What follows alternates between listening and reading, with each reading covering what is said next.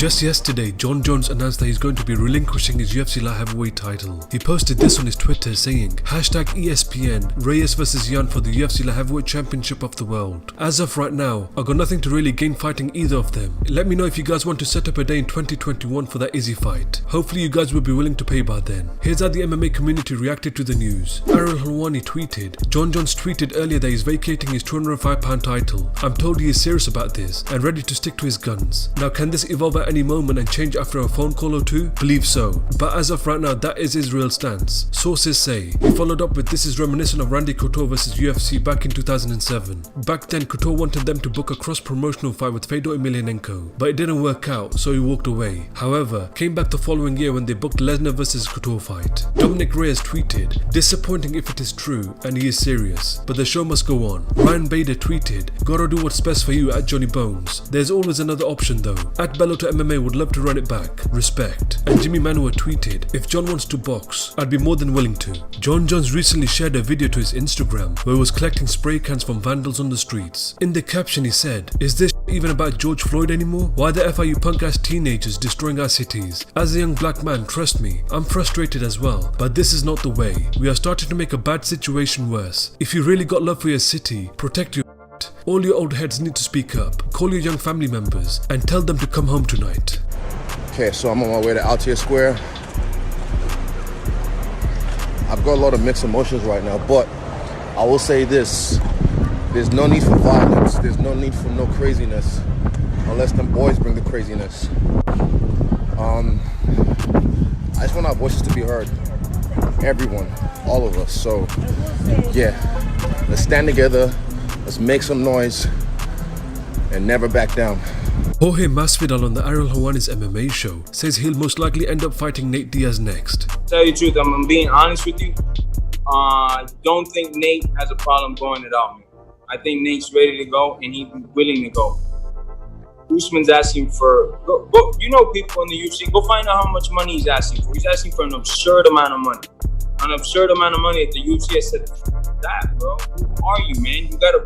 How could you ask for this amount of money guaranteed when you're not a draw, man? You're not a draw.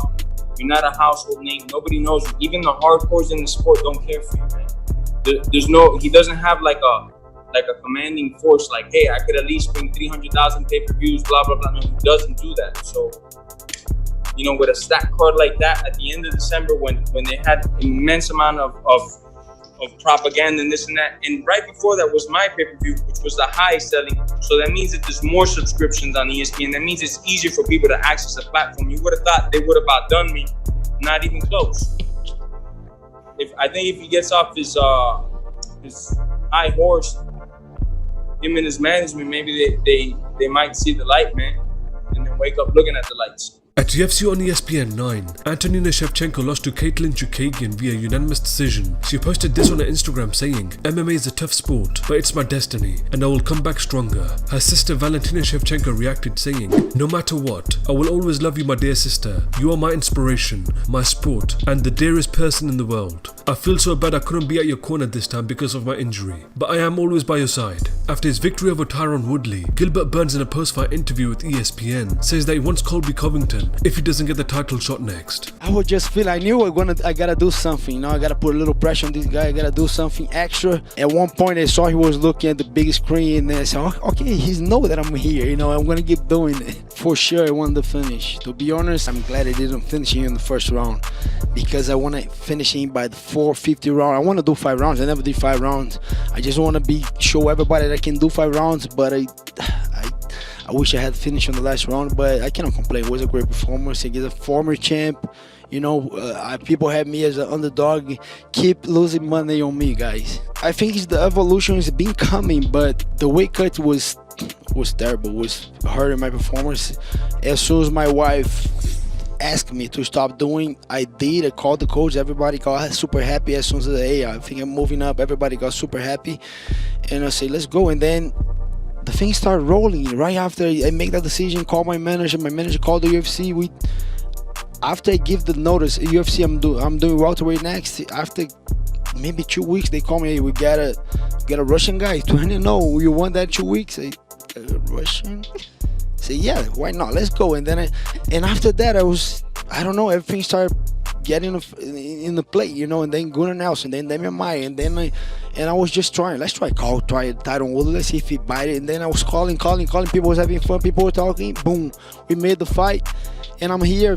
I beat Tyron Woodley, just like, I think I was in the wrong division for a long time, and the things wasn't coming because of that, you know. Yeah, I will stay with Henry Hoof, but I don't know how we gonna do that's gonna be weird. But like you said, I have a lot of love, a lot of respect and admiration for the guy. We've been helping each other a lot, and but it's only one champion, it's only one that holds the belt, and I want to hold the belt. And no disrespect at all, opposite, I love the guy, I have a lot of respect, but I want to fight for the title next. I want to fight, and I'm not gonna be with a lot of BS like these guys. I want more, and I want to fight for the title now. June, July, give me the title shot. I will say yes. It's already yes. If they want to make that fight, don't even ask me. Just send the contract. I will sign. I want to fight for the title. If not, if they make Kamaru face another guy for the title, give me Colby Covington.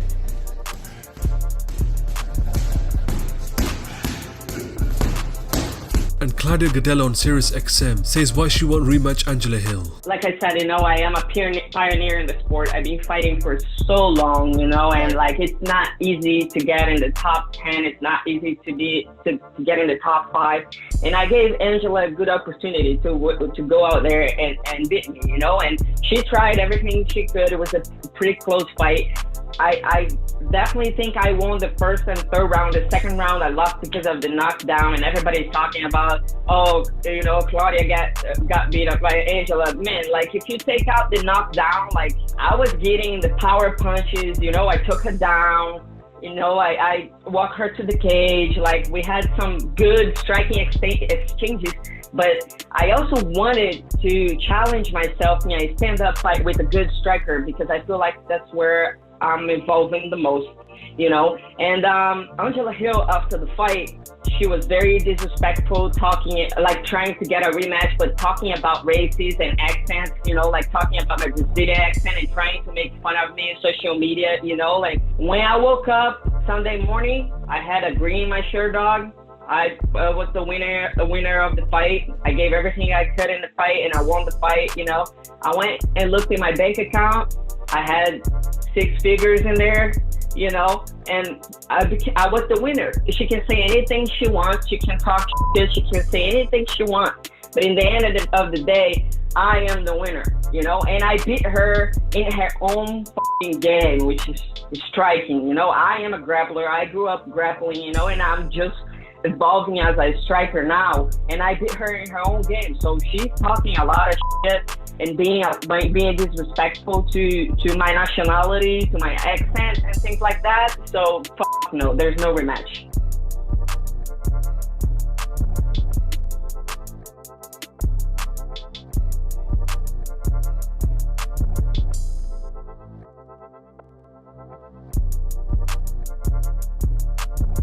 Back with Francis to do the body shot challenge. Let's get it.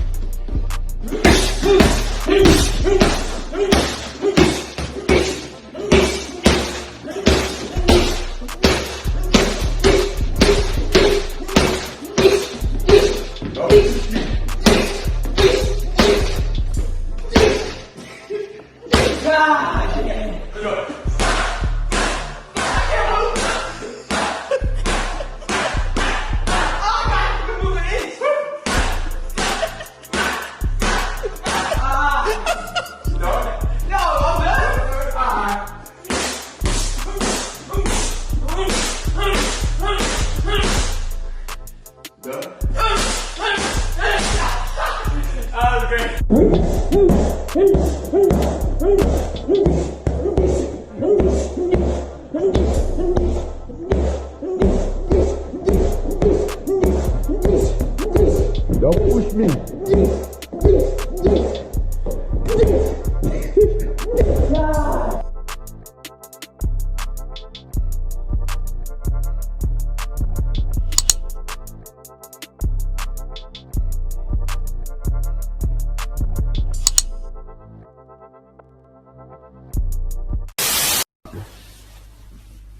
What? What'd you say? You getting smart there?